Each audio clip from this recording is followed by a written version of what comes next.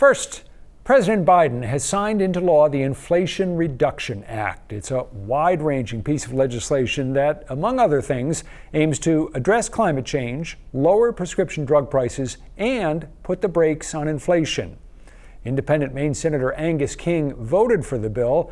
When he joined us in the studio, I asked him if he believes the act will indeed do what its name suggests, help bring down inflation. I think it will, both short-term and long-term. There's some in it that are going to be short-term. For example, there are very large subsidies for electric vehicles.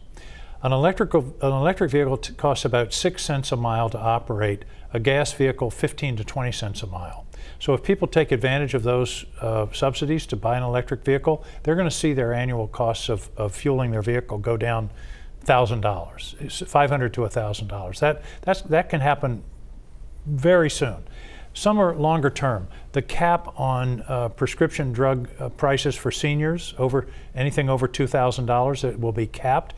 That's going to be a big help to millions of seniors. So I think it will have that. And you combine it with the CHIPS Act, which is going to assure the supply of chips.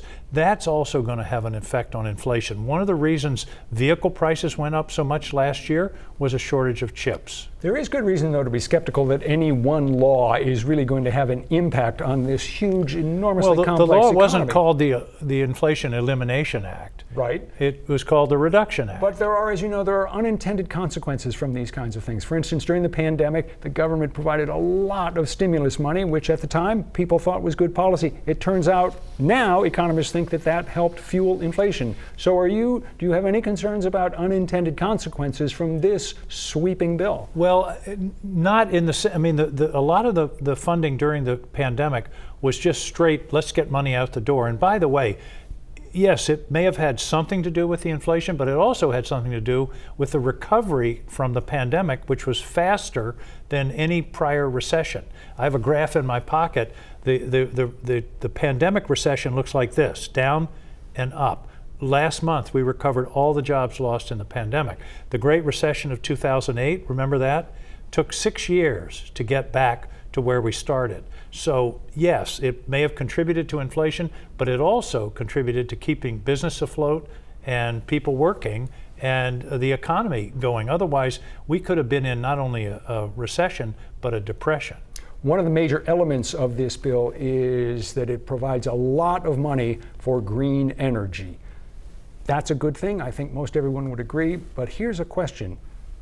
Are other countries that are major polluters going to follow perhaps in the United States' path because the United States is now taking this step? In other words, are India and China and countries like that going to do more to curb their emissions, or are they going to ignore that and the problem will continue to get worse? Well, that's just the right question, because this is a global problem. I mean, we could turn off everything in Maine or everything in the US and we'd still have the problem of emissions from China or India, other places you mentioned. What this bill allows us to do is to reassert international leadership on this subject. Frankly, when we were just forgetting about it and withdrawing from the Paris Agreement and those kinds of things, we basically abdicated leadership. The other countries said, well, the US isn't going to do it, why should we do it? So will it make a difference worldwide if we control air emissions? Yes. But the important question is just the one you asked, is the extent to which we now have the moral and political authority to lead and pressure the other countries to do something, because we're doing it too. In the U.S. Senate, you're a member of the Armed Services Committee and the Intelligence Committee. No doubt you see a lot of highly classified information. What has run through your head as you've heard the reports about Donald Trump having classified documents at his home, Mar-a-Lago, which is a resort open to the public in Florida? Two things immediately struck me. Number one, a lot of these documents were apparently classified top secret / secure compartmented information. That's the highest level of classification. I see that in my Intelligence Committee work. I'm not allowed to take it out of the office. I'm not even allowed to have it in my office. I have to be in a secure facility to even read it. That's the level of classification. The second question that's come through my head is why? I can understand the president leaving and wanting to take souvenirs, a picture of him and Kim Jong-un, or a letter from the Queen or something. Why were these documents, of all the documents in the White House, why were these taken? That's the big unanswered question that I haven't heard yet. I'm trying to reserve judgment on this. I believe in ready, aim, fire, not ready, fire, aim. I think there are a lot of unanswered questions, and people should be keeping their powder dry until we find out more. But the most important question to me is, why were these classified documents taken out of the White House, and what was the purpose? And that's something, frankly, I haven't heard much on.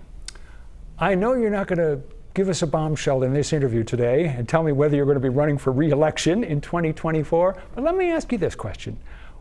What's going to go into your decision? What are going to be the factors that are going to influence you as to whether to run again or not? Well, the first factor will be the passage of time. As we get into next year, I think that's a time when I'm going to have to start wrestling with that. And frankly, a lot of it will be how I feel, in terms of energy and commitment. The other is what I feel like I'm being able to accomplish. This Congress has accomplished more than any Congress in probably the last decade at least. And that's a pretty positive incentive to stay with it.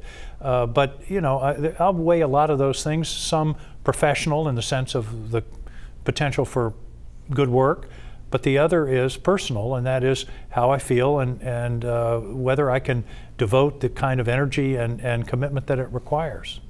When you're ready to make an announcement, you want to come back here and give us an exclusive? I'll let you know. Nice try, Rob. We indeed hope that he does let us know, and we indeed hope that he comes and makes his announcement here.